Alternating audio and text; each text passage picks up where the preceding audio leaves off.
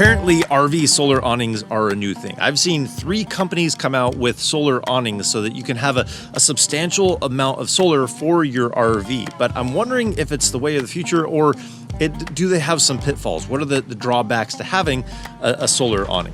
One of the companies I found has 1900 watt solar awning. So when you pull out your awning, that is a huge solar setup to be able to add to the side of your RV just for rolling it out and opening it up. Consider my interest peaked, but what are the pros and cons? There's always pros and cons on both sides. First off, I don't care what kind of solar setup you have on your RV. One of the biggest drawbacks or nemesis to RV solar is going to be clouds. Clouds are going to shut down solar production so fast. But how does a solar awning compare to like a standard panel that you mount on top of the RV? So our solar panels on the roof, we've slowly built them up. They're small, so they fit around the different items on the roof. So what we've ended up with is we have 10 of these 100-watt panels. So we have 1,000 watts up here, and they've cost us around $100 a panel. So that causes me to look at a couple different comparisons. Number one, those are mounted on the roof of the RV. There's nothing that I have to do in order for them to work. They're always hardwired and always ready to go. So even if we're driving down the road, we're going to be getting production out of those solar panels if our batteries need to be charged up, or if we have some kind of a draw on that system. So that's one of the great things about it, is you never have to worry about it. I do occasionally clean them, wipe them off, whatever, but that's really mainly when I do the roof maintenance. Now, when it comes to a solar awning, there are different kinds out there, and some are going to be affected differently by different conditions. So looking at one of them, it looks like just a normal awning like this, but inclement weather is one of those things that's just around RVing. You go out and you use your RV, there's going to be wind and rain, the situations where you might need to bring in that awning to protect it from the weather. But there's another one out there. I should probably look at the name. So it's Expanse bifacial panels. So it's a really robust looking system. They've designed it to be able to handle a decent amount of wind. It looks like it's kind of almost louvered, so it lets the wind go through it. But in extreme wind, you still would have to bring that in and not be able to use the solar from that solar awning. The ones on the roof, I don't care if it's windy, they're still going to get used no matter what, unless it's like a hurricane and they're ripped off the RV and the RV's knocked over. But I hope that never happens. The other thing there is cost. Those were $100 a panel, or basically a dollar a watt. If you were to look at some of the prices for some of these solar awnings, it can really vary. But the most expensive one we saw was around $7 a watt.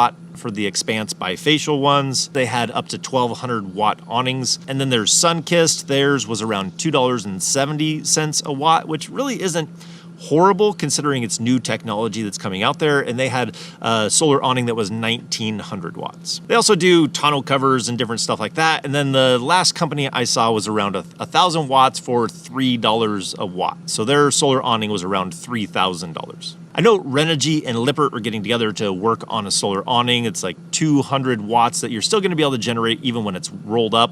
And then if you roll it out, it'll get you 300 watts. So that's on the lower end of these other ones that we're looking at. I don't know what the price is on that one, but they are coming out with one. So that might be kind of interesting too. But you can also get solar panels that are way cheaper than what we put on our RV. Like we have on our project trailer, they were significantly cheaper. Now, these are the solar panels we picked up from Santan Solar. You can get these for 56 cents a watt. So everything that we've been talking about today, this is the lowest price point. So it can cost quite a bit to have these shipped. When we were in Arizona, they have a place in Arizona and in Georgia. We just went there and picked it up. It was actually a pretty neat little operation. Actually, not a little operation, a huge facility where they have tons and tons of solar equipment and solar panels. You can buy used ones, so you can get it even cheaper than this. But I wanted to experiment around with larger panels, running them above equipment on a trailer, having a track system that you mount it into, so that way it goes over the plumbing vents and the vents on the roof and all that kind of stuff. I even had it going over the AC, but that's for another discussion. But I always wanted to test out stuff like this to see what other options out there for RVing. But as far as the lowest price point for solar panels, this for us has definitely been it. They're huge panels, but it's a pretty low price point for what you're getting.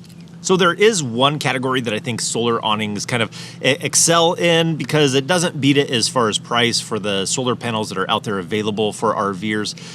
Wind and weather, you might have to roll it up during that time, and time is going to tell whether how durable they are. The repetitive unrolling and rolling up, folding and unfolding, how is that going to hold up over time? And that's just going to take time to be able to see how that pans out, because I know some of them have tested for hundreds of in and out, some of them have tested for thousands, so we'll see where that all lands. But I think the one area that it excels at compared to the normal panels is the area of people wanting a lot of solar on their RV. So when you max out your roof and you don't have any more room for solar, and you don't want to set up just all these portable solar panels around your RV, it is another option of being able to have it mounted onto the RV. So you've already maxed out your roof and you want to roll more out when you get there. It's a solution for being able to max out the amount of solar you can have on your RV. I've seen people put custom setups on their RVs where